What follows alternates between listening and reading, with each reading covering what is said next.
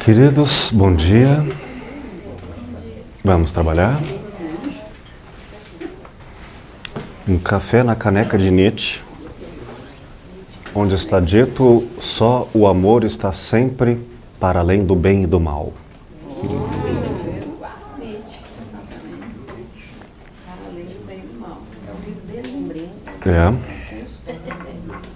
Para além do bem e do mal. Só que este amor não é dócil, viu? É um amor que é o preço da vida, o que implica em ser, se necessário até, por outros interpretados como cruel, mas para vigorar a vida, custe o que custar. Mas que vida!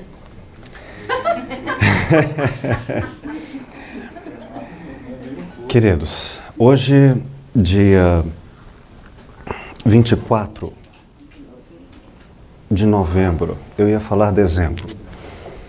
Dia 24 de novembro, vamos apenas... É verdade. Vamos, em conclusão da aula passada, brevemente, fazer aqui um gráfico com algumas explicações colaterais, uma visão panorâmica do que é a chamada matemática simbólica na filosofia clínica.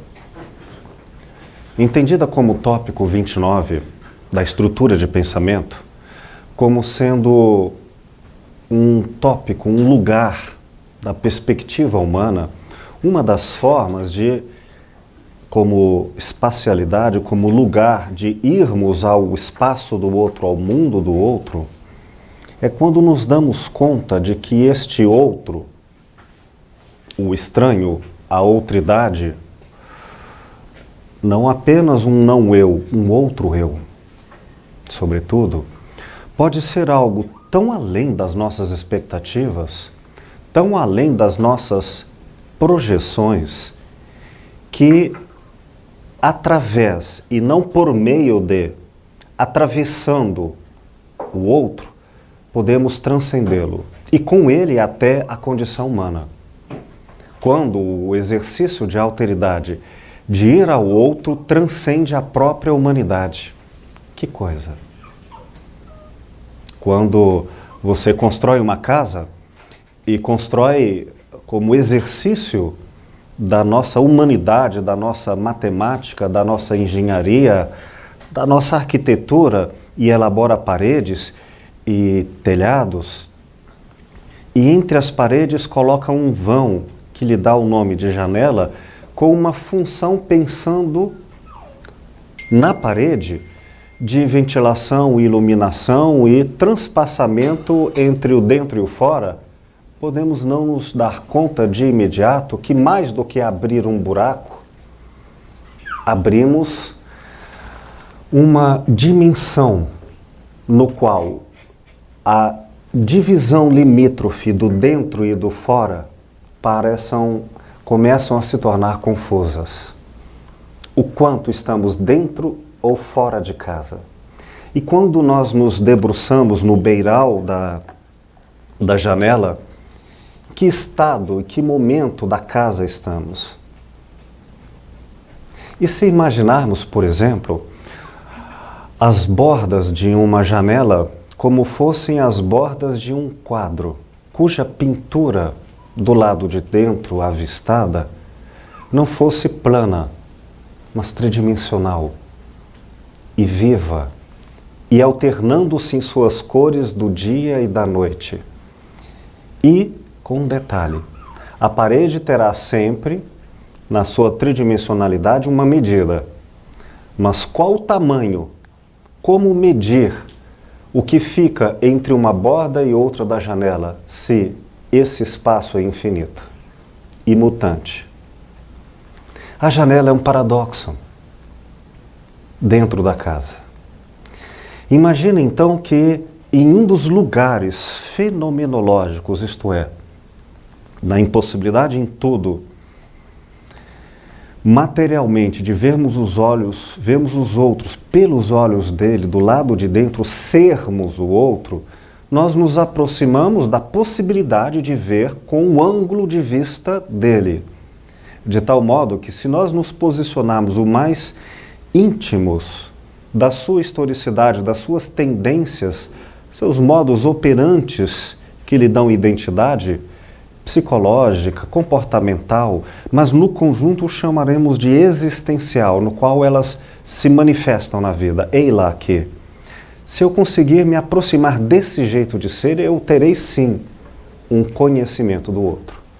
Poderei dizer, não exatamente, mas entre a probabilidade e a riqueza íntima, intuitiva e cognitiva, poderia dizer, eu sei o modo desta pessoa pensar, de agir, de sentir. Tenho as tendências, enquanto elas estiverem amarradas na sua historicidade, ela haverá de provavelmente seguir aquela linha existencial. É semelhante ao que fazemos quando decidimos ver um filme que ainda não conhecemos, de Steven Spielberg. Não sabemos o que virá, mas já sabemos, pelas condições historiofilmográficas dele, sabemos qual é a a tendência dele em privilegiar emoções sublimes, por exemplo, em retirar figuras clássicas do bem e do mal e tornar isso mais complexo e mais permutável entre as dinâmicas da riqueza humana. Nós sabemos isso. Então, muito conhecimento teremos na fenomenologia. Mas e se, numa dessas idas ao modo de ser do outro, encontramos uma janela? Uma janela que não é propriamente feita dos tijolos da intenção, da vontade, do eu dela. É feita de uma abertura, não de uma ausência. E que através dela falam outras aspas, personagens, como por exemplo, a cultura. Peraí, quem está falando não é esta pessoa, mas é a cultura dela. Eu sei que surge ao modo dela, pelas cores delas, tingindo em suas emoções, mas essencialmente não é ela. E mais, talvez eu possa dizer que é algo que atravessa não apenas a cultura, mas que tem a ver com uma rede sistêmica, estrutural, ideológica, coletiva. Eu não me refiro aqui apenas à cultura, mas sintonias. Vou explicar melhor o que eu quero dizer, mas apresento o tópico 29 na estrutura de pensamento de Lúcio Pachter como um lugar anômalo, um lugar que não se pode classificar e que nos permite investigar elementos que não são racionalmente fáceis e às vezes impossíveis, no limite da linguagem, em reconhecer a outridade do outro, porque transcende, podendo e sem dificuldades localizar fenômenos pré- ou pós-humanos. Fenômenos espirituais, por exemplo. Bom, vamos lá, alguns apontamentos. Anotem suas perguntas, para que, terminada essa exposição, a gente discuta algumas dessas questões, tá bom? Imaginem muitas pessoas com uma imensa quantitativa e qualitativamente afinidade no seu modo de ser, na sua perspectivação de ser. Por exemplo, imaginem o filme A Lista de Schindler, em que todo o início do filme é em preto e branco. E aparece em determinado momento uma garotinha entre vermelho e cor-de-rosa no meio de todo o universo em preto e branco. E algo, no olhar dele, passa a privilegiar pela cor uma perspectiva que antes nele não existia. É como se ele visse o mundo todo, metaforicamente, sem cor, sem vida, ou pasteurizado, numa espécie de mescla de uma coisa só. Mas a partir da menina, houvesse uma janela, uma transcendência, algo que, a partir daquele olhar, surgisse um universo novo. Não apenas como coisa a ser vista, mas, sobretudo, como um conjunto de novas perspectivas de visão dentro dele. De tal forma que, ao longo do filme, coisas vão acontecendo, valores vão sendo alterados, e em determinado ponto da história, no filme de Steven Spielberg, ele começa a ver tudo colorido. E repito, tudo, não apenas as coisas agradáveis, até as pessoas que também antes eram ruins. Só que agora elas têm cor. E o mundo passa a ser colorido. Essa não alteração do mundo, mas a alteração da perspectivação do mundo, num olhar fenomenológico, isto é, o ser humano tem essa capacidade de perspectivar ao seu modo, todavia, quando é feito coletivamente, nós temos mais do que uma interioridade, nós temos uma estrutura de visão de mundo na qual, em paralelo, não de forma simultânea, uns sim, outros não, outros jamais, outros nasceram já com essa nova perspectiva colorida de maneiras mais variadas de ser. Mas, de repente, se mesclarmos do final ao início do filme, veremos que diante do mesmo mundo, alguns o veem preto e branco, outros coloridos. O que mudou foi o olhar dele. Em princípio, sim. Mas depois, mais do que o olhar dele, nós vemos uma coletividade. Se uma grande coletividade ver de forma colorida, nós já não teríamos, por exemplo, o nazismo, segundo a história do filme, que só era possível em preto e branco. Se muitas pessoas veem em preto e branco, como a querer dizer a ausência da dignidade colorida da vida, então nós teremos não apenas uma perspectiva, mas teremos uma cultura e, portanto, uma estrutura, uma ideologia, um país, já é mais do que um modo único.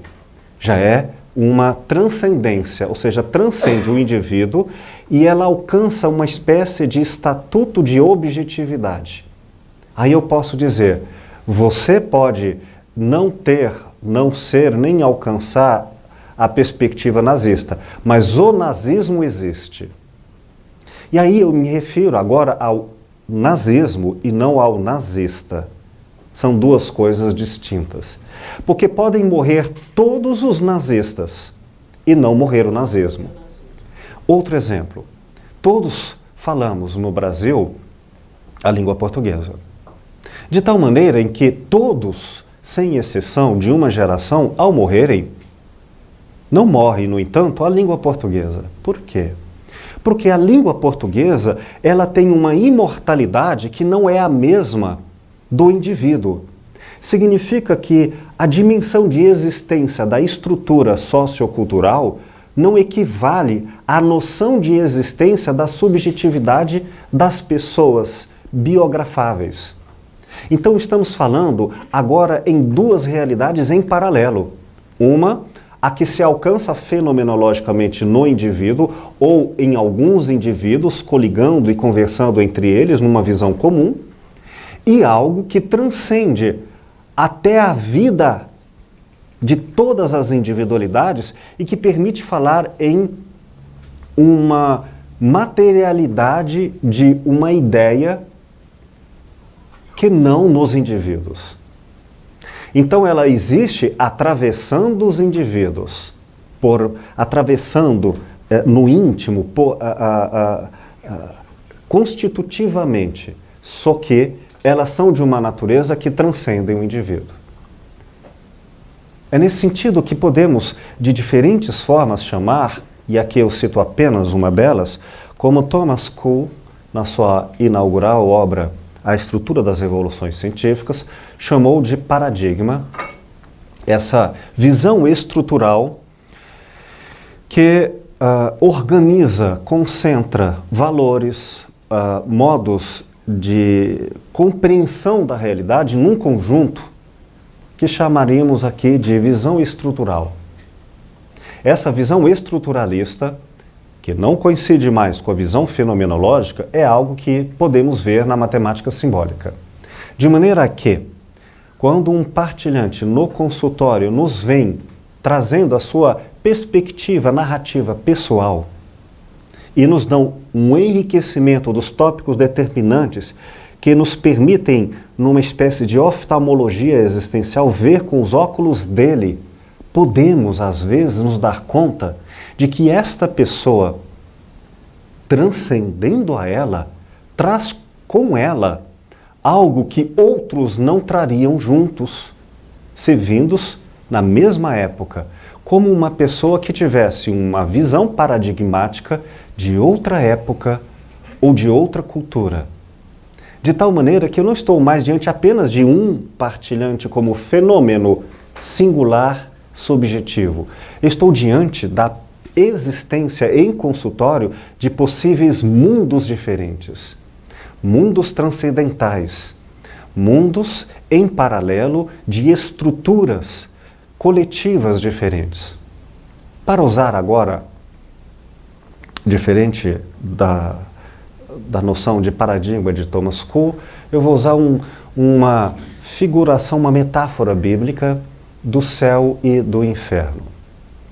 Duas ou três pessoas ou coletividades diferentes juntas e alguns estando no céu, vendo coisas que outros não veem, tendo vizinhanças próprias do seu olhar e que outros, ao seu lado, no mesmo tempo e época, jamais poderiam ver, não apenas por não terem olhos para ver, mas porque para elas não há nada para ser visto, porque pertence a outra realidade, outra estrutura. Ao ponto, inclusive, de que duas pessoas, numa mesma época e lugar, poderão dizer o que você fala, das coisas que vê, interage, conversa, em todas as formas de conversação, pela racionalidade, pela intuição, pela sensoriedade, pela emoção, o outro diz, isso não existe, porque eu não vejo, não interajo, não reconheço.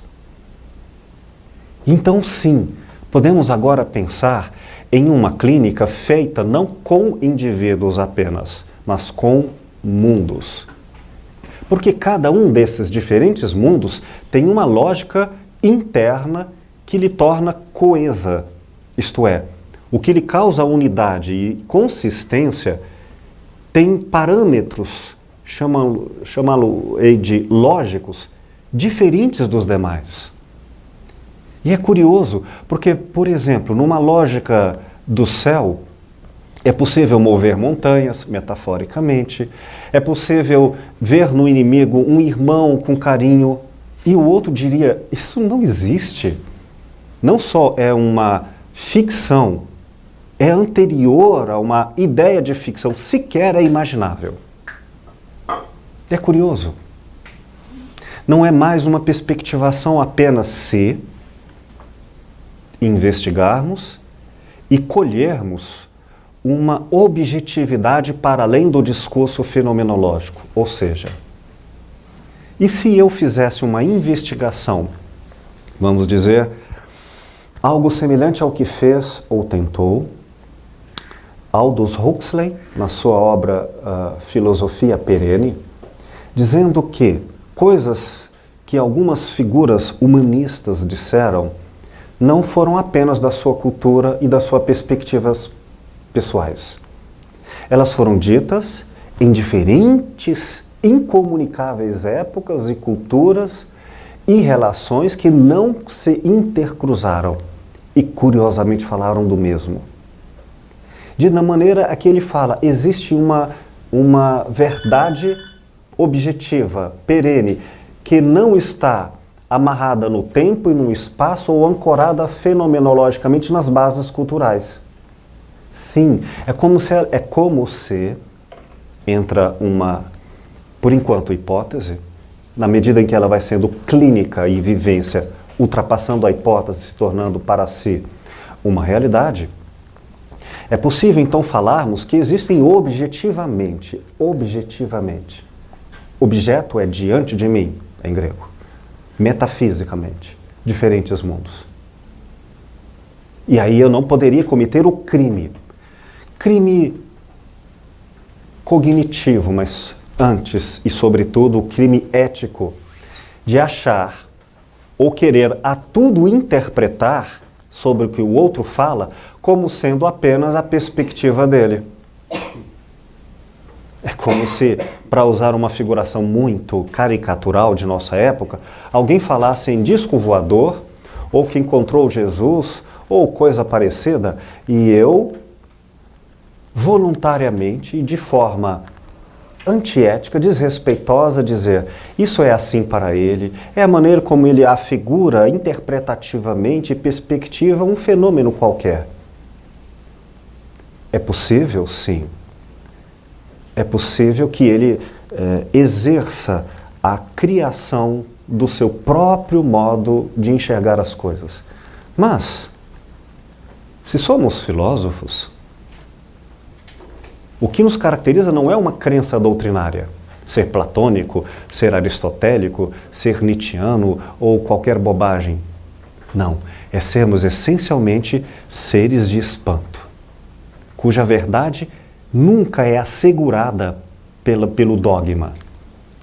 É sempre uma suspeita no qual eu direi, vamos investigar, por mais absurdo que pareça, mas para fazer isso com algo que me parece absurdo, eu preciso também fazer algo com todas as coisas que me parecem normais.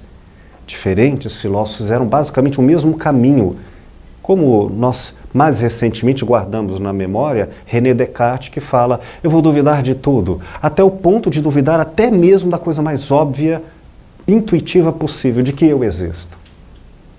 Ou de que Deus existe, de que o mundo existe. E aí eu permanecerei atento por espanto. E então meu olhar despreconcebido ficará lúcido para conhecer a verdade. É aí que nós falamos em esse estado de espanto no qual eu posso, ora, interpretar fenomenologicamente as coisas, mas preciso também me colocar filosoficamente com a pergunta, estaria ele vendo coisas que ultrapassam não apenas uma perspectiva, mas ultrapassam uma lógica existencial e que, portanto, falam ou abordam perspectivas ou considerações que muitos outros encontrariam nelas solidez, consistências intraestruturais, ou seja, nelas mesmas? Estaria o outro falando com objetividade e não com subjetividade? Esta é a questão. Esta é a pergunta, não a resposta antecipada, mas que devemos fazer. E se honestamente fizermos estas perguntas, teremos que considerar que a terapia não é feita apenas com o indivíduo, mas com o mundo no qual ele é apenas, não em diminutivo, porque há nisso dignidade, mas ele é apenas a manifestação de um outro mundo. Falemos então na palavra autogenias, que nós já conhecemos como neologismo de Lúcio Pachter, uma mescla da figuração da química com as misturas de substâncias que não existem originalmente na Terra, como metais que se fundem, formando um terceiro metal, que não é de natureza, mas um artífice da nossa tecnologia. Então nós temos um processo autogênico de criação, de mesclas. Vamos falar em autogenias, então agora sobre dois vieses diferentes que se interagem, mas são em si conceitualmente diferentes de interpretação. A autogenia fenomenológica da estrutura de pensamento de uma única pessoa. Ou, em outras palavras, o tópico 30 da estrutura de pensamento, autogenia, significa como esta pessoa coliga, reúne os tópicos determinantes do seu modo de ser para interpretar o mundo em sua volta. Entre ser, por exemplo, uma pessoa muito afetiva e muito emotiva, e muito sensorial, e com mesclas de prejuízos. E então é esse modo operante que, se eu descobrir a sua constituição, chamada autogênica, ou seja, o ângulo certo com que se faz a lente dos seus óculos, e poderem ver com os olhos dele o mundo em torno. Ok, disso já falamos. Mas agora, um segundo sentido para a palavra autogenia. Autogenia de uma estrutura de pensamento coletiva. É um termo inadequado, é um termo utilizado por enquanto como uma aproximação de um conceito. Porque estamos falando agora, e aqui eu vou usar 3 elementos para compor melhor esse conceito. Uma estrutura de pensamento, ou seja, uma autogenia sistêmica, estrutural, transpessoal, que vai além não só desta ou daquela pessoa, mas até do sentido humano de ser. O sentido antropomórfico, tradicional de ser. Onde, através do ser humano, poderíamos dizer, eis aí algo que, porque se manifesta pela boca do homem, pela arte do homem, mas não é claramente caracterizado com elementos que reconhecemos como humanos, teremos que a isso chamar de algo como pós-humano. Muitos filósofos tentaram falar de algo assim. Nietzsche usava o além do homem. Se de certa forma podemos falar no pensamento cristão como um pensamento humano, também nos termos religiosos, ali é preciso colocar um outro adjetivo para dizer, tá, ele atravessa o homem, mas ele deve ser nominado, adjetivado com outros caracteres, porque não é exatamente humano. Então se lhe chama divino ou sagrado. E assim outros paralelos. Mas enfim, estamos falando de uma autogenia de uma coletividade. Está claro? Então, autogenia, eu chamarei assim, intra-EP. A autogenia desta pessoa, a autogenia daquele partilhante. Como esta pessoa monta a sua interpretação própria. Ok. A autogenia pós-EP. A autogenia que transcende a EP. Então, eu digo que ela é sistêmica. Ela é a autogenia de um conjunto. E quando eu digo transpessoal, é porque ela pode nos revelar fenômenos que não têm mais possibilidade de serem nominados com caracteres humanos. Filmes como Interestelar, este é o nome do filme, né? Mais recente, fala de uma viagem espacial que idealmente alcançou a tecnologia que hoje nós não temos, nós humanos, só para registrar. E que alcançou uma dimensão do tempo e do espaço que ultrapassa a velocidade da luz e chega a um estado que nós não compreendemos. Matematicamente ela já é possível, mas experimentalmente não é. porque não conseguimos no nosso corpo viajar a esta velocidade. Mas fosse possível levar a tridimensionalidade a um nível que ultrapassa a materialidade, ou seja, um nível quântico, nós teríamos um paradoxo. Então, aquilo que chamamos de tempo e espaço, relativos a fenômenos de velocidade reconhecidos por nós, perdem a noção de ser. E aí falamos em coisas ficcionadas. E é nesse sentido que o que venha agora a partir daí, eu não posso mais propriamente dizer que é humano. E se eu posso falar isso nas físicas, por isso, desde Einstein, a física que ultrapassa, a física quântica, que ultrapassa a materialidade da nossa imaginação, que é sensória, carrega um prefixo que é hiper, porque ultrapassa a nossa condição sensível de pensá-la. É hiperfísica, é hiperespaço, é hipertempo. Então vamos falar aqui que essa estrutura de pensamento coletiva, essa autogenia, ela pode se revelar tão transpessoal que eu preciso prestar atenção, mas não posso correr o risco de humanizá-la a fim de eu compreendê-la. Tudo bem? Dizendo isso, vou fazer aqui uma apresentação do mapeamento do que se é investigado na matemática simbólica, que é um tópico anômalo, como podem ver. Consideremos como base a autogenia chamada assim horizontal.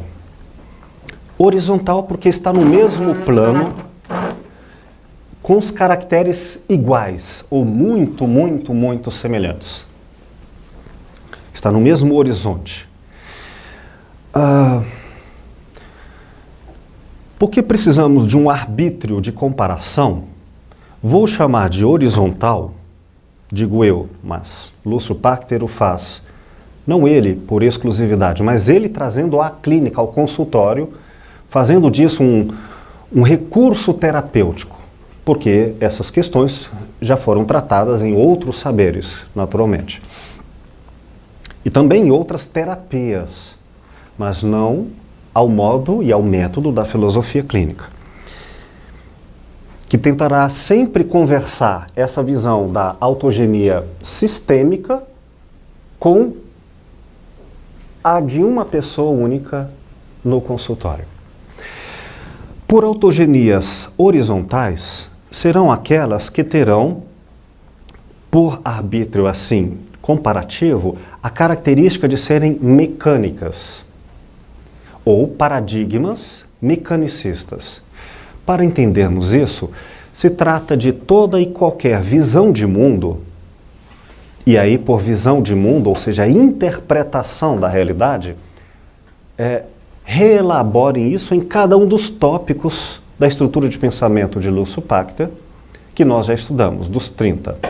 Por exemplo, emoção mecânica, sensoriedade mecânica, prejuízos mecânicos, se formos falar em expressividade mecânica, ou seja, em qualquer um desses tópicos. Por mecânico, nós encontraremos como referência a obra de Fritjof Capra, muito didática neste ponto, especialmente a sua clássica primeira obra mais conhecida, depois da física, O Ponto de Mutação. Estava tentando me lembrar a obra anterior, que eu me esqueci agora o título. Mas O Ponto de Mutação, logo no início, ele faz uma comparação do que é chamado de visão mecânica, em paralelo e em contraponto ao que ele chamou de, em princípio, visão holística. O termo holístico ele percebeu futuramente que é um termo ainda cheio de ambiguidades e confusões. Ele se confunde com termos da antropologia e depois a banalização do termo holístico fez ele perder muito do seu sentido pretendido pela obra. E aí ele passa em obras futuras não mais usar o termo holístico e sim sistêmico. Ele fala em teoria de sistemas da vida. Mas bem, muito bem. Por mecanicidade, é toda visão do mundo que tenha, basicamente, dois conectivos, dois elementos apenas assim interpretados, ou causa ou efeito. Se sendo efeito de uma causa, pode ser, posteriormente, causa de outro efeito. Mas tudo se resume a uma relação de causa e efeito. Se é causa e efeito, entendamos, tudo obrigatoriamente tem que estar dentro de uma lógica.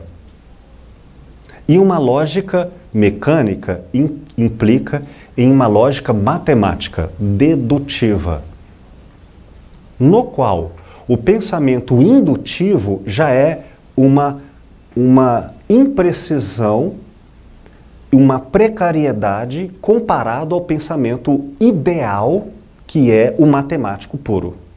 Isso é causa e efeito? Causa e efeito. No sentido da a lógica de causa e efeito. E tudo no mundo é interpretado ou como causa ou como efeito. Essa redução a serem apenas entidades lógicas implica também em considerar que tudo no mundo pode ser reduzido a dois componentes cognitivos exclusivamente, sem um terceiro excluído, isto é, com o terceiro excluído da lógica formal de Aristóteles, ou seja, não há uma outra alternativa. Ou é sim, ou é não. Ora, não podemos mais falar em mesclas, nem transcendências, nem em conceitos indefinidos. Ou é ou não é. Isso é mecanicidade. Então, ou você me ama ou me odeia. Isso é um modo de pensar via emoção profundamente mecânico. E ou me ama ou odeia, e como eu faço para não amar? Aí eu tenho que encontrar, pensar e entender que exista um mecanismo dispositivo capaz de ligar e desligar. E assim muitas pessoas, agora usando a emoção, como surgiu aqui ao acaso, como um exemplo, funcionam de forma mecânica. Daí que, se você coloca a caneca em cima do papel, como não poderia pelos preceitos elaborados, isso implica em separação, não há mais o que conversar. Ou ama ou não ama. E se você ultrapassa uma linha, essa linha quebra o estabelecimento do que era antes. Enfim, as coisas são atomizadas, reduzidas. Mas isso não apenas no que parece ser um diminutivo, porque uma pessoa com uma visão mecanicista não tem uma visão diminutiva da vida, é o oposto. Porque se a caneca e o papel são os dois únicos elementos constitutivos da realidade, eles são enormes. Então o mundo inteiro é feito de dois lados, consequentemente, não é pequeno. Uma pessoa com uma visão mecanicista, uma pessoa que, agora usando outros termos, é uma pessoa que potencializa a compreensão de tudo no nível das vivências da intensidade. Porque ou é muito ou é pouco, não é mais ou menos. O mais ou menos é entendido como ausência. Não, se você me ama mais ou menos, se não é capaz de viver ou matar por mim, então isso não é amor. Essa coisa, qualquer coisa que não cheia de intensidades, ou é o herói ou é o bandido. Entende? No final das contas é isso. Aí poderíamos pensar a visão mecânica nisto. Há uma relação entre a mecanicidade, no qual temos dois pensadores na história da filosofia e das ciências, que representam bem esse modo interpretativo, paradigmático de ser. De um lado, nós temos René Descartes, no século XVII, e também Isaac Newton, que, com a noção de tempo e espaço absolutos, são a excelência do pensamento mecanicista. Dois corpos não podem, por exemplo, ocupar o mesmo lugar ao mesmo tempo. Ou é ou não é. Então, características do pensamento reducionista. Ele é atômico, isto é, ele é um elemento isolado, ele é polarizado, ele é reducionista, porque tudo deve se encaixar à cognição do sim ou não, e na relação de causa e efeito ele é totalmente lógico, o que implica também, adjuncionalmente, outros caracteres, como ser materialista. Em que sentido material? Porque o pensamento deixa de ser abstrato e passa a ser cada vez mais reconhecido materialmente. Ou seja, ele passa a ter uma linha muito mais clara e não confusa do início e do fim. Daí quando eu digo em materialidade, eu não posso falar em confusões entre as mesclas das coisas. Elas são coisas muito claras, materialmente muito claras. O pensamento materialista, que acaba sendo, por exemplo, o que é mais claro, objetivo, matemático? Uma caneta, no qual eu tenho um limite geométrico para dentro, que diz tudo que é desta linha para dentro é a caneta, e para fora claramente não é caneta. Ou a minha emoção, que é muito etérea, sem exatamente um início ou um fim. Então, qual é o estatuto que dá mais verdade, cientificidade ou reconhecimento à verdade? É a matéria. Daí o pensamento ser materialista e reducionista. Com esses elementos, eu tenho, além de outros, a ideia básica de que não é possível um pensamento complexo. Por exemplo, se eu estou gripado, não pode ser porque a China fez uma economia de mercado inadequada com o Brasil. Isso extrapola a realidade de causa e efeito. Mas é claro que num pensamento complexo, isso faz parte de uma rede de situações tão amplas e difusas que podem levar, por exemplo, ao fato de que o Brasil fique economicamente empobrecido numa relação comercial, gerando em todo o país uma desordem de saúde pública que levam as pessoas a ficarem gripadas, entre elas eu. Só que é muito mais complexo. Envolvem elementos psicológicos, envolvem elementos biológicos, envolvem elementos econômicos, por ter ou não dinheiro para comprar remédios, envolvem elementos genéticos, envolvem elementos tão ambientais quanto corporais que é difícil mapeá-los com precisão.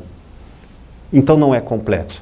O pensamento materialista, mecanicista, ele é claro, objetivo, portanto, os elementos conectivos são poucos. Se é uma causa, são duas ou três, porque são reconhecidas em absoluto e não são etéreas nem dispersas. É assim que, quando falamos em uma autogenia horizontal, são todas aquelas visões de realidade de pessoas que, juntas, acabam vendo as mesmas coisas, trocando as mesmas coisas, porque são as mesmas realidades em comum, e, portanto, podemos falar numa metáfora entre as diversas relações de troca como canais de TV em um único aparelho. Aqueles que querem um filme mecanicista, jornais mecanicistas, músicas mecanicistas, são aquelas que são profundamente enriquecidas de todos esses componentes. E aí poderíamos dizer, agora, numa mudança do patamar autogênico, sistêmico, coletivo, estrutural, como mais mecânico, portanto, mais, agora outra analogia com o peso, com a densidade. Mais mecânico seria como mais material, mais reducionista. Então eu usarei a metáfora da densidade como mais denso, mais pesado. Uma pessoa com um amor mais mecânico, ou você ama loucamente, em grande intensidade, ou odeia profundamente, por exemplo. Uma pessoa com pensamento amoroso menos mecânico seria algo no qual você compreende que às vezes você ama, às vezes você não ama. Tem horas que você ama e odeia ao mesmo tempo. Eu quero que você vá embora porque eu não suporto a sua presença. Mas se vai embora, a solidão é ruim, então eu quero que você fique e eu não quero falar com você. Pronto. E eu posso falar em elementos tão pouco mecânicos que o termo mecânico começa a desaparecer. E posso falar em elementos tão profundamente densos, mecânicos ou pesados, que o termo mecânico também começa a desaparecer, e com ele o pensamento matemático, lógico, causal, ou seja, falar em uma autogenia horizontal profundamente mecânica seria aquela num nível que podemos aqui reconhecer como profundamente instintual. O pensamento já nem é mais claro quanto à riqueza de composições. Ele é basicamente feito de sobrevivência, de elementos guturais, de instintos. E aí é que nós vamos falar em autogenias horizontais, mais ou menos pessoas agora individualmente que podemos reconhecer em traços culturais como literaturas, músicas, quaisquer fenômenos, né, que existam na cultura e na sensibilidade, no ambiente em torno, mais ou menos horizontais.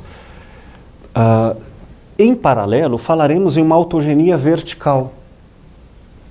Portanto, se falarmos em pessoas que têm uma mesma visão de mundo, diríamos, elas estão numa mesma horizontalidade, mesma mecanicidade. Então elas vivem em sociedade, se reconhecem. Se verticalmente algumas pessoas saírem deste horizonte e se tornarem verticalmente muito densas, aqui metaforicamente eu colocarei para baixo. Verticalmente mais baixas, ou equivalente a verticalmente mais altas, as chamadas bases categoriais, que é o mundo objetivo em torno, a sociedade, a época, o lugar que nós vivemos em comum, nós teremos grandes conflitos. Por quê? Na nossa, por exemplo, pós-Revolução Francesa, século XXI, com uma organização com seus problemas, que temos, por exemplo, policiais, jurídicas, são bem diferentes do que era o mundo antes da Revolução Francesa. No universo feudal, no universo régio do poder. Então, se uma pessoa hoje, no século XXI, quisesse viver ao modo de ser da época das guerras medievais, nas bases categoriais de época e lugar da Idade Média, estaria ele bem afinado com o seu meio entorno. Ele estaria conterrâneo a tudo. Ótimo, tudo bem. Mas se uma pessoa daquela quiser viver nos dias de hoje, ou seja, não contar com justiças organizadas, com parâmetros civilizacionais que nós entendemos como em comum em suas ineficiências, mas apostamos nelas, nós teremos um problema entre a pessoa e a sua época. É o que veremos, por exemplo, em pessoas que vivem numa mesma época, mas vivem como se estivessem ainda na Idade Média, em termos de violência física. Então, observem, algumas pessoas, apesar de estarem na mesma época, ou seja, nas mesmas bases categoriais, tempo, lugar, objetividade do mundo em torno, sociológicas, elas vivem em autogenias horizontais muito baixas. O que significa que há problemas sérios de relações conflituosas entre o indivíduo e o meio. Vamos pensar o mesmo em autogenias horizontais mais altas, isto é, menos mecânicas. Se Jesus viveu naquela época, numa época de guerras entre espadas, falar em perdão, amor ao próximo, se alguém vai lhe roubar, você ainda faz mais caridade ao ladrão. Isso é impensável. Então, imagina, ainda hoje, se falarmos isso. Não faz sentido. Então, também uma pessoa como Francisco de Assis, se for viver numa época em que o direito à propriedade é a base de toda a nossa constituição social, e ele fala um desapego tão absoluto ao ponto de dizer como eu posso ter uma caneca enquanto outro está passando fome, isso não faz sentido. Ele desagregaria nosso modo operante de ser. Então ele também teria conflitos entre o indivíduo e as bases categoriais, compreendem? Por isso falaremos aqui, por exemplo, entre autogenias verticais curtas, médias e altas. E o mesmo podemos falar em autogenias verticais curtas, médias e muito baixas.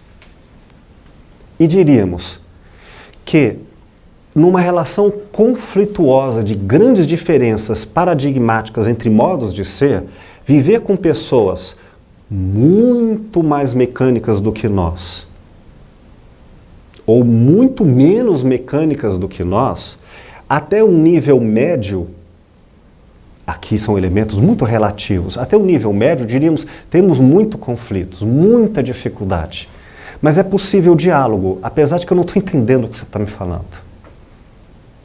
Ou porque é muito menos mecânico, muito menos racional, muito mais intuitivo, muito mais desapegado, muito mais complexo, por exemplo, em autogenias verticais altas.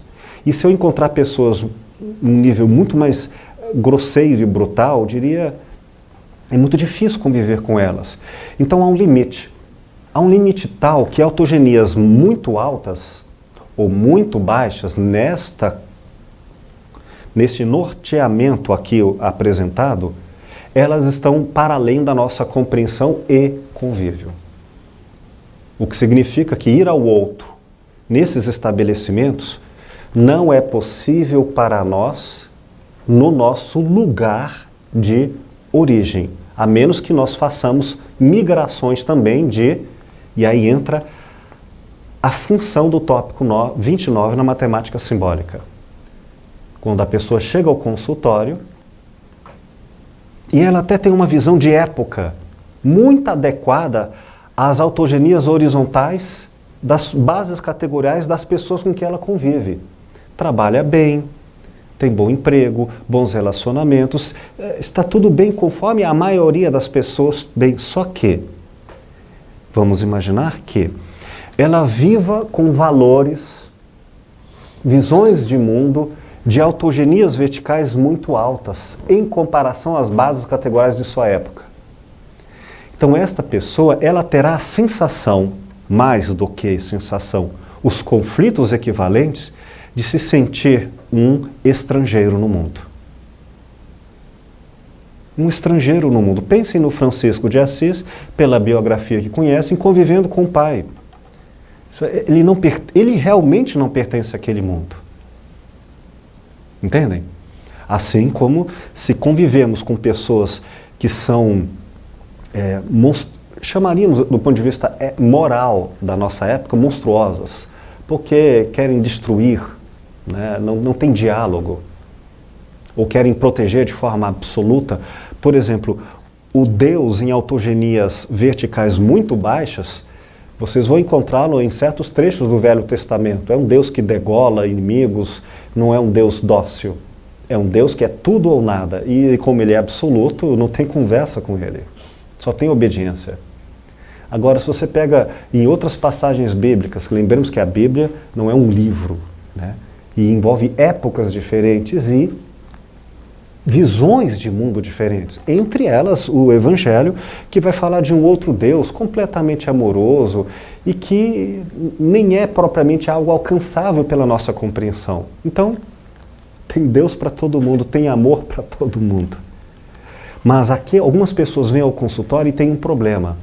Elas não estão vivendo adequadamente com as suas bases categoriais, porque não estão numa autogenia em boa sintonia como deveria estar. E se ela não tiver seus pares de conversação e troca, ela terá essa sensação de isolamento.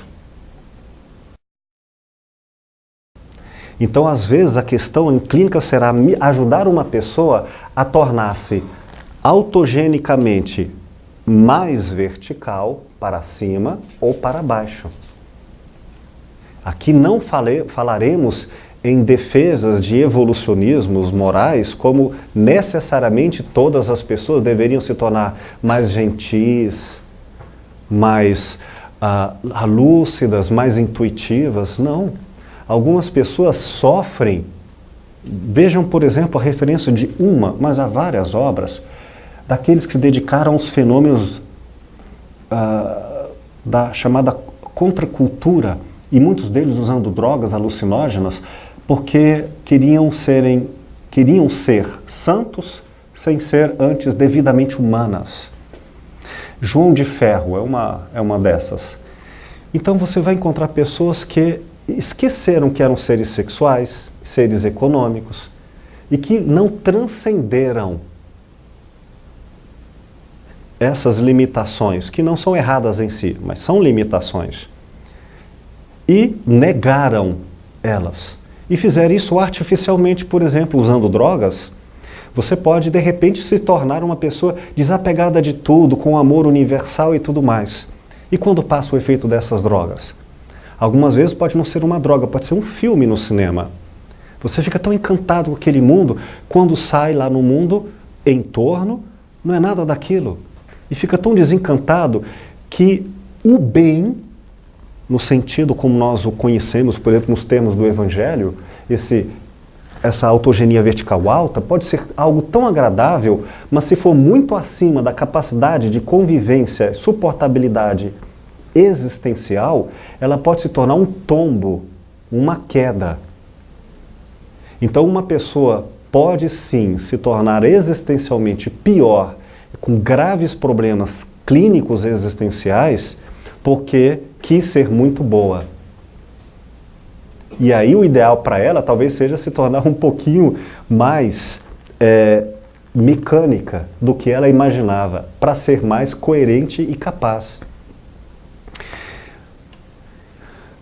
Como disse, essa é uma introdução e agora eu concluo essa introdução com essa exposição, passando depois às perguntas. Falando aqui então em bases verticais, autogenias verticais e horizontais, numa conjugação calculável por parâmetros, há literatura, há textos.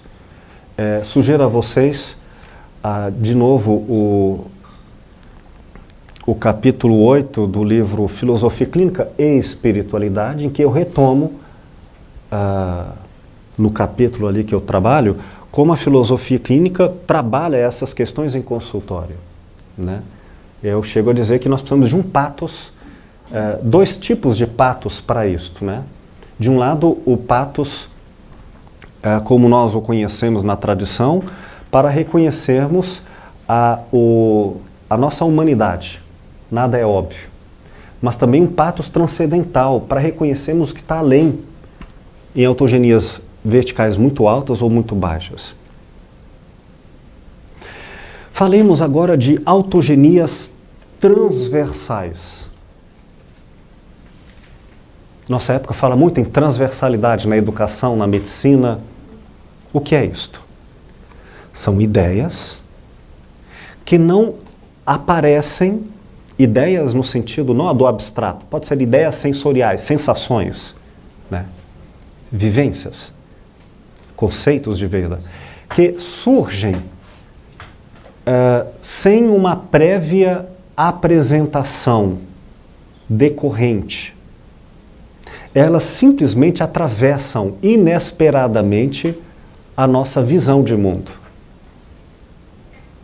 A transversalidade ou o cruzamento significa que coisas, fenômenos, eu chamaria assim, que não são estes reconhecidos horizontalmente. Não tem a ver com esses valores que eu posso chamar de mecânicos. Não é isso. Quando eu procuro elementos autogênicos mais elevados ou mais baixos, também eu digo, não é isso. E o que são? Eu não tenho como nominá-los, porque são transversais. Coisas que surgem e eu não tenho como reconhecê-las ainda. Talvez eu não consiga, inclusive. E que elas surgem no meio do nosso caminho, agora eu vou falar mais especificamente do partilhante, e que fazem com que ele altere o seu fluxo de intencionalidade. Isto é, cada um de nós carrega uma espécie de conceito de eu, que é uma tendência de ser. Uma espécie de rotina existencial. Então eu acordo com uma espécie de continuidade em ser emoções, projetos, desejos, frustrações de quem eu era antes de dormir. E assim, há uma história que, se eu mudei, é porque também teve curvas que são compreensíveis. Então eu estou indo para o meu trabalho, de repente, no meio do caminho, surge uma criança que me puxa a calça e fala: "Ô tio, o amarelo é azul." Aí eu olho para ela, aquilo não faz sentido algum. Essa é uma característica da transversalidade. Não faz sentido nem de causa, nem de efeito, nem de semelhança, nem contiguidade. Ela foge ao fluxo do que dava sentido interpretativo como antes e depois. E aí, eu não vendo nada, pode acontecer que esta lacuna em que eu deixo de ser eu pela minha tendência de ser, surge uma janela. Uma janela em que esta pessoa que se chama, meu nome é Cláudia. Cláudia, então, tem uma história, uma tendência de ser. Surge uma janela no meio da história em que ela consegue interromper o jeito Cláudia de ser. Algumas pessoas piram com isso. Elas não conseguem não ser elas. Então o que elas fazem? Sacode a cabeça, aí, que bobeira. Pega uma coisa conhecida, retoma o jeito de ser dela. Outras aproveitam esse lapso cognitivo, existencial, emotivo e se abrem para a intuição, para a criatividade, para repensar a ideia de trabalho. Quer ver uma história engraçada? O Spielberg, mais uma vez, mostra fenômenos assim, desde ET. De repente você está andando, surge um ET. É transversal. Você não esperava, é uma coisa estranha, você não sabe o que é isso. Aí depois você faz amizade, você entende, então agora estou entendendo, tem outro planeta, já estou explicando causa e efeito, deixa de ser transversal e passa a ser horizontal. Não é? Ele passa a ser interpretado dessa maneira. Bom, mas imaginem que um outro filme do Spielberg, que é a Forrest Gump. O rapaz,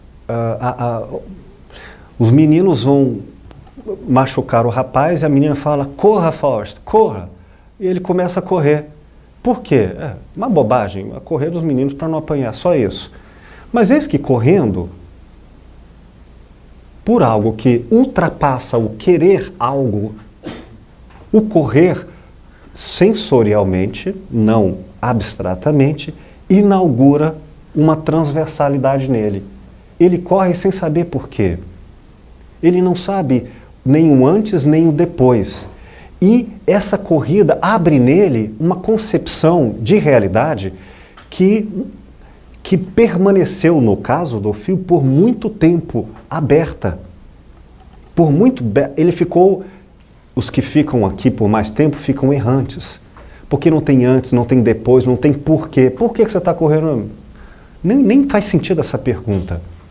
Ou seja, todos os elementos conectivos que dão sentido lógico no mundo horizontal aqui não fazem sentido. Mas é aqui que você pode também inaugurar a criatividade.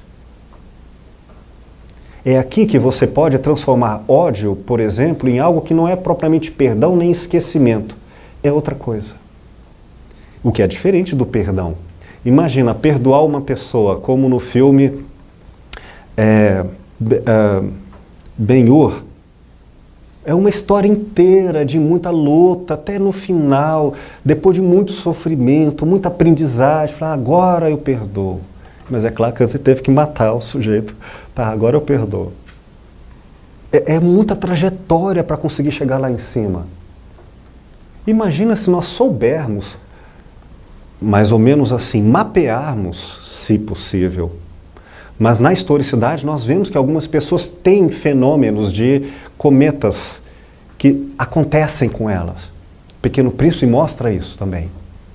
E aí, opa, tem fenômenos transversais acontecendo nessa pessoa, o que que ela faz? O que eu vou falar é uma de outras possibilidades, não a única, jamais, nem é uma linha diretiva proposta, é uma possibilidade. Com vários fenômenos transversais, tem gente que tem lapsos. Filmes ultimamente andam fazendo isso. Conta uma história, de repente interrompe, vai para outra história, de repente volta naquela, de repente mostra que tudo isso era o final e não o início do que a gente imaginava, e aí você fica... O fluxo mexe tanto que não é mais possível na horizontalidade. E essa nova abertura faz com que, por exemplo, você perdoa, porque aquela mágoa que tinha história, e ela tinha história, uma tendência de ser, desaparece nessa quebra. Às vezes você consegue, então, perdoar de maneira muito mais fácil do que uma vida inteira de sofrimentos cristãos. Por aí vai. Há muitas considerações ligadas à cognição, à educação. Imagina, antigamente você tinha que ler toda a obra de Machado de Assis para aprender a língua. Hoje você pode aprender a língua com coisas novas, súbitas, e que dá raiva na gente. Poxa, eu estudei 20 anos inglês e mal consigo falar direito, a pessoa pega um tablet com mais umas brincadeiras e já está falando.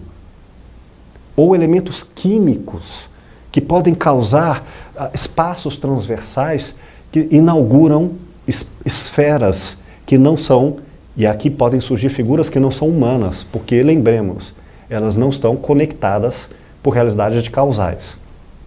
Gente, há muitas mais considerações que isso aqui de longe não entram, mas abrem, e há literaturas na filosofia clínica, docências, aulas, que oportunamente aprofundaremos nisso. Com tudo isso aqui, concluo com apenas uma última consideração.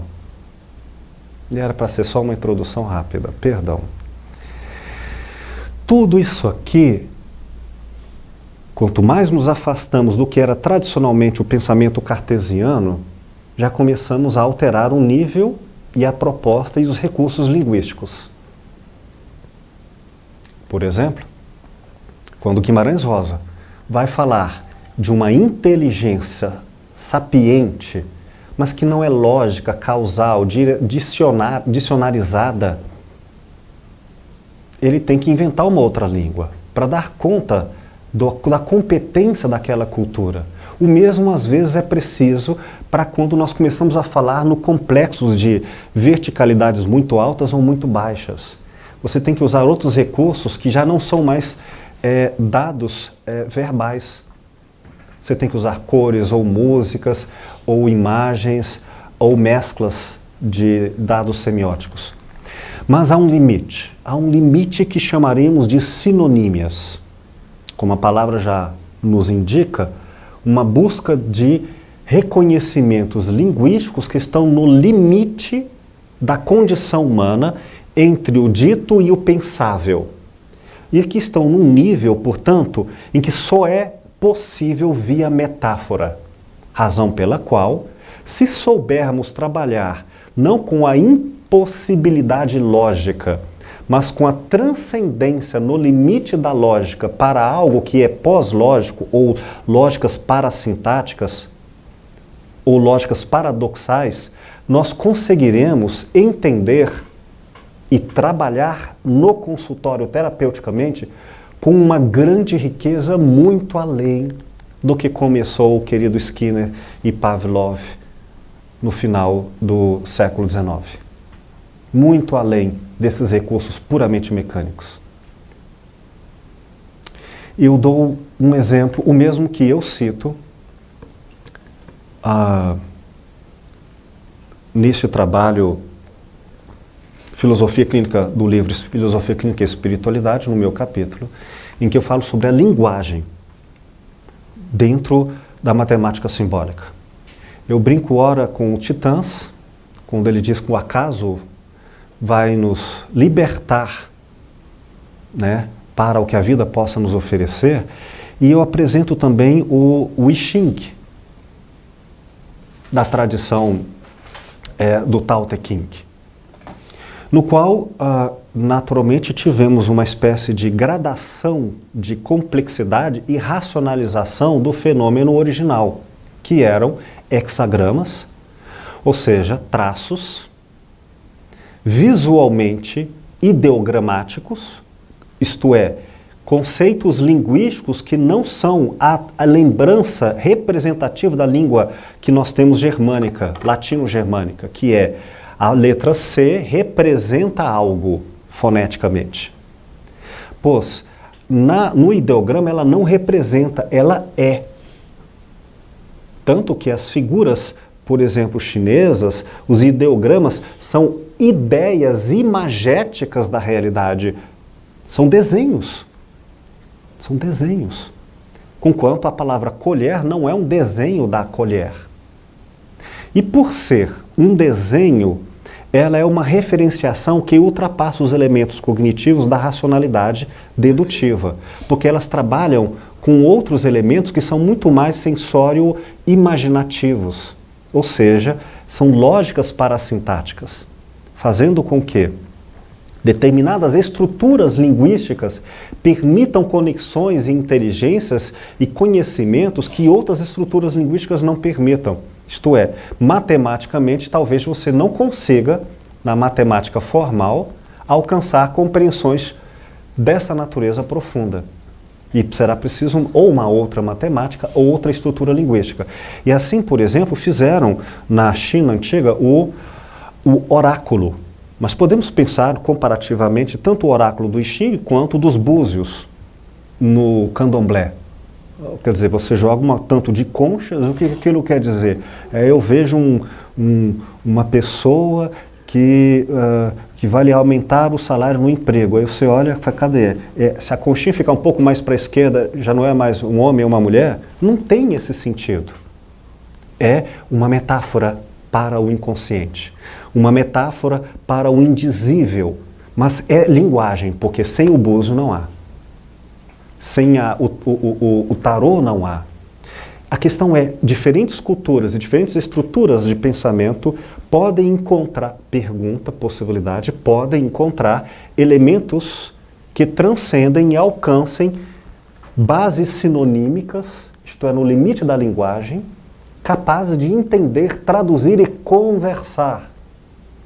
Conversar com fenômenos numa relação de troca, fenômenos não humanos, ou humanos numa dimensão pós-humana, que temos que nos redefinir.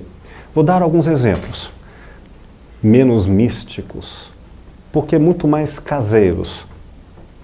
Tem gente que conversa com animais, e eu não estou falando em filmes, não. Gente que consegue conversar com o gado, faz a reza no gado, e o gado se cura, não por medicação. E isso cientificamente comprovado, não explicado, mas verificado. Tem gente que faz reza para as cobras não entrarem na fazenda e ficarem no mato. E as cobras se verificam. Ora, como é que você conversa com uma cobra? Como é que você conversa? Tem gente que chega perto da planta e ela murcha. É uma conversação. Outras chegam perto e as plantas reavivam. Agora estão tentando introduzir um gato aí numa novela, não é? Não sei se tem essa característica, mas me lembrei, o Sétimo Guardião. Aí entram muitas dessas possibilidades. Mas assim, voltemos ao I Ching. O I Ching originalmente eram ideogramas, ou seja, uma estrutura oracular por meio de moedas, que causava uma visão cósmica da realidade. Uma visão que ultrapassava, mas atravessava o mecânico. Tanto te ajudava a caminhar neste mundo que nós chamamos de causalidade e efeito, mas também a transcendência. Com o passar do tempo, na China, aquilo já não causava o efeito oracular, transcendente.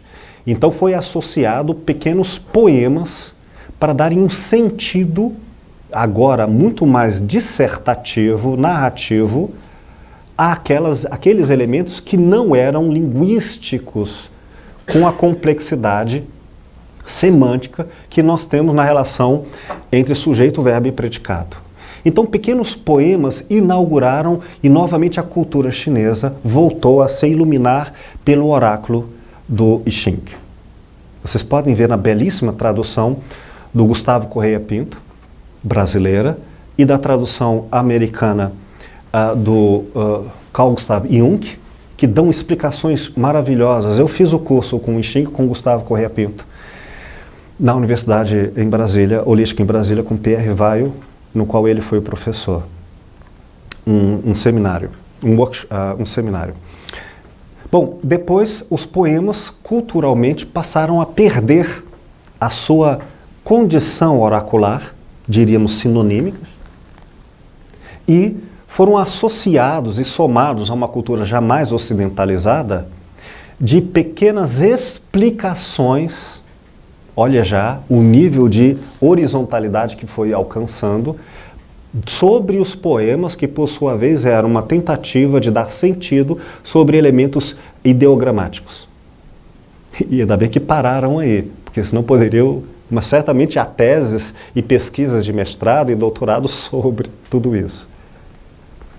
No entanto, se nós conseguirmos usar a semelhança do que podemos encontrar na obra metáfora viva, o Paul Ricoeur. O Paul Ricoeur que trabalha com lógicas parasintáticas. E ele insere como a metáfora pode nos dar, Bachelard faz isso também com a ciência, como nos pode o elemento poético dar pela literatura à filosofia a capacidade de entendimento do que a racionalidade mecânica pouco daria.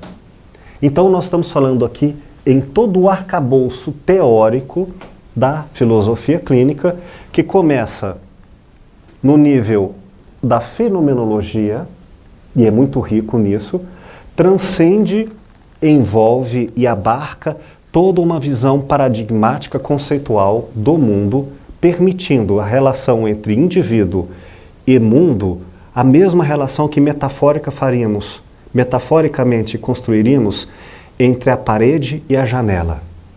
E assim somos nós, ou em bom português, somos nozes. Com essa introdução, termino o que seria a conclusão da aula passada sobre matemática simbólica. Muito obrigado.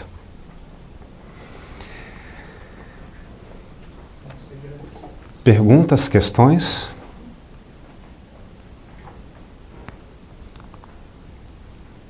Eu queria só lembrar que a questão da analítica da linguagem, né? Não sei se você podia falar um pouquinho. Pela fala, nos cadernos Lúcio coloca que pela fala, pela linguagem, é possível a gente identificar as frequências de mundo, né? da pessoa, se ela está num mundo mais denso, pela fala dela, e pela fala dela se ela está em mundos mais leves, ou se pela ausência de fala, né, ela está em autogenias tão verticais que não tem nem o que descrever, a não ser por recursos como a metáfora, enfim. Não sei se você podia falar um pouquinho mais, acho que seria interessante. Cadu, perdão, querido, mas o que eu iria falar seria, neste momento, o limite do que você disse. Mais do que isso, seria adentrar em outra aula com considerações que nos exigiria aprofundar mais isso que é a metáfora. Né?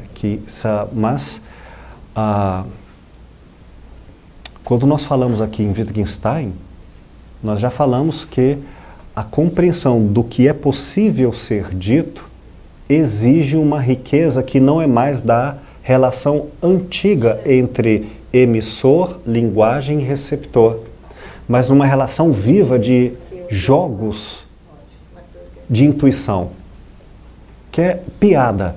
Literalmente a piada não faz sentido, mas se eu percebo, uma relação viva, que você está entendendo o que eu estou querendo lhe dizer e que não é possível explicar senão eu perco a piada, então faz sentido com que o jogo permaneça vivo, até o momento em que essa vivacidade altera-se, deixa de ser piada, passa a ser mágoa, passa a ser cientificidade. Então, o sentido está na vivacidade da relação entre nós. E o significado não está mais na coisa dita, mas na interpretação, que também não está no intérprete, mas no jogo. E é neste jogo que é possível entender quais são os diversos jogos possíveis para darmos conta das funções autogênicas distintas. Lidar com autogenias verticais altas não é possível com a mesma estruturação linguística com que faríamos nas baixas ou nas horizontais. Por isso que muitas, por exemplo, eu falo a você como padre, e você há de me entender melhor do que outros, muitas pessoas que tentam interpretar textos bíblicos com uma visão mecanicista alteram profundamente um sentido que só faziam significação original quando era numa estrutura oral, frente a frente, com o outro, com a época, com o sentido antropológico dos termos, numa relação viva de sensações e que, fora delas, eu tenho outra estrutura linguística. Há muitas considerações sobre isso, né? De fato. Mais alguma questão, gente? Terminaremos por aqui, um intervalo, e lembrando que sobre isso há muito trabalho enriquecido no HD para vocês. Tá? Só uma pergunta, mas fala aí em os horizontais, você está dizendo que tem um horizonte fixo, que seria da época, assim, e essas horizontais seriam as que transitam nesse meio, e tem outras que são verticalmente superiores ou mais densas, ou enfim, menos densas ou mais densas do que essa, ou esse horizonte ele sempre vai ser em relação a EV singular da pessoa em questão. Ah, tá. Aqui eu não estou mais falando como centro de comparação a pessoa, na EP singular, na autogenia singular. Eu estou agora localizando a pessoa subsumida dentro de uma estrutura no qual ela representa. E para entendê-la, eu preciso entender a cultura e a estrutura das bases autogênicas no qual ela está inserida. É nesse sentido que é horizontal, segundo a coletividade dos semelhantes e vizinhos existenciais com que ela mantém relação. Horizontal, ou seja, nesse sentido, é que podemos dizer mais ou menos horizontal, mecanicamente, usando uma referência arbitrária, como várias outras são possíveis, para apenas localizar a pessoa, o partilhante em questão. Intervalo, nossos comerciais, por favor.